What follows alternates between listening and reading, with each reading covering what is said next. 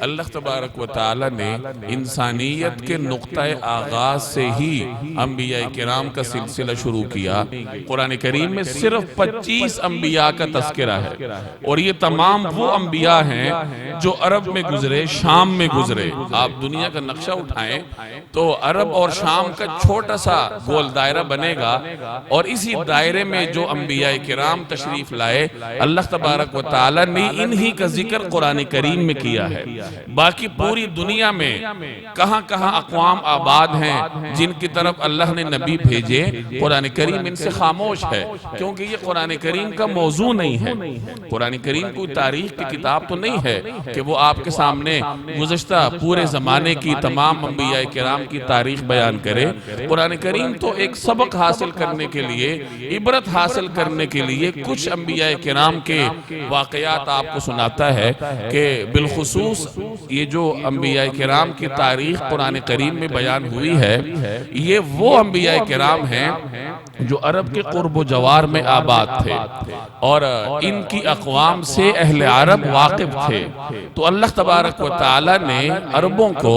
ان اقوام کے حالات سنائے، کیونکہ وہ پہلے سے ان سے واقف تھے کہ یہ قوم ہے اور تم ان اقوام سے واقف ہو، ان کی طرف ہم نے یہ پیغمبر بھیجے، اور انہوں نے ان انبیاء کرام کی مخالفت کی، اور اس کے نتیجے میں ہم نے ان کو ہلاک کیا۔ تو ان انبیاء کرام کے واقعات سنانے کا مقصد ہی یہ تھا کہ عرب ان سے واقف تھے، تاکہ ان کے واقعات سن کر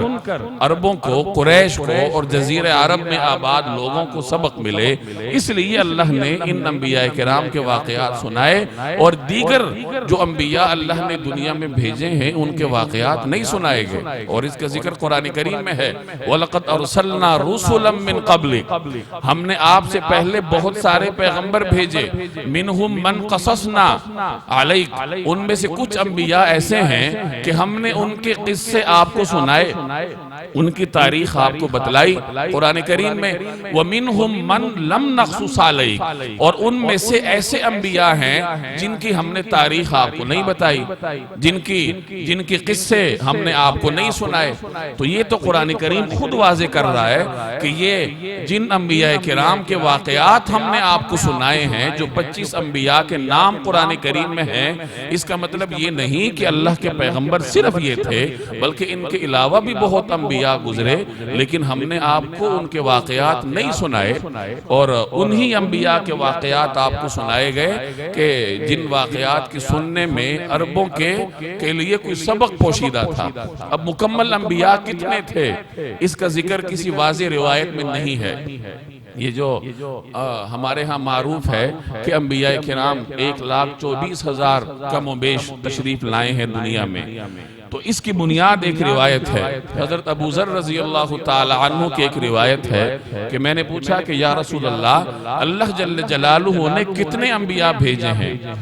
نبی کریم صلی اللہ علیہ وسلم نے جواب میں ارشاد فرمایا کہ اللہ تعالیٰ نے 1,24,000 انبیاء بھیجے، اور ان میں سے 313 رسول گزرے ہیں، اور باقی سارے نبی کے منصب پر فائز تھے۔ تو اس روایت کی بنیاد پر 1,24,000 کا عدد معروف ہوا ہے، لیکن یہ یاد رکھیے کہ یہ روایت مضبوط نہیں ہے، محدثین اسے قابل حجت نہیں سمجھتے۔ اور بھی کچھ روایات میں انبیاء کرام کی دیگر تعدادیں مذکور ہیں، لیکن وہ تمام روایات ایسی ہیں جو کہ کمزور ہیں، جن سے دلیل نہیں پکڑی جا سکتی۔ اس لیے حتمی طور پر یہ کہنا مشکل ہے کہ اللہ تبارک و تعالی نے کتنے انبیاء بھیجے ہیں۔ بس اتنا ہی معلومات کے لیے کافی ہے کہ اللہ جل جلالہ نے دنیا کے ہر قوم کے لیے انہی کی زبان میں کوئی نہ کوئی پیغمبر بھیجا۔ یہ الگ بات ہے کہ ان کی تاریخ محفوظ نہ رہ سکی، چنانچہ بہت سارے ایسے حضرات ہیں، محققین ہیں، جنہوں نے دنیا کے مختلف معروف شخصیات جو تاریخ میں گزری ہیں ان کے بارے میں پیغمبر ہونے کی رائے کا اظہار کیا۔ تو بہرحال یہ ایسی آراء ہیں جن کا انکار بھی ممکن نہیں ہے، اور ان کا اس بات بھی مشکل ہے، کیونکہ اس کے پیچھے کوئی واضح دلیل نہیں ہوتی۔ تو اتنا ہی کافی ہے معلومات کے کے لیے کہ اللہ جل جلالہ نے بہت سارے انبیاء بھیجے ہیں، لیکن ضروری نہیں ہے کہ ان کی تاریخ ہمیں بتلائی گئی ہو۔ تو خیر یہ انبیاء کرام کا سلسلہ تھا جو اللہ تبارک و تعالی نے حضرت آدم علیہ السلام سے شروع کیا، اور جناب رسول اللہ صلی اللہ علیہ وسلم پر آ کر اس سلسلے کو تکمیل تک پہنچایا گیا، اور جب سلسلہ مکمل ہوا تو اس کو ختم کر دیا گیا کہ اب آپ کے بعد مزید کسی پیغمبر کی ضرورت نہیں ہے، اور نہیں آپ کے بعد کوئی پیغمبر آئے گا۔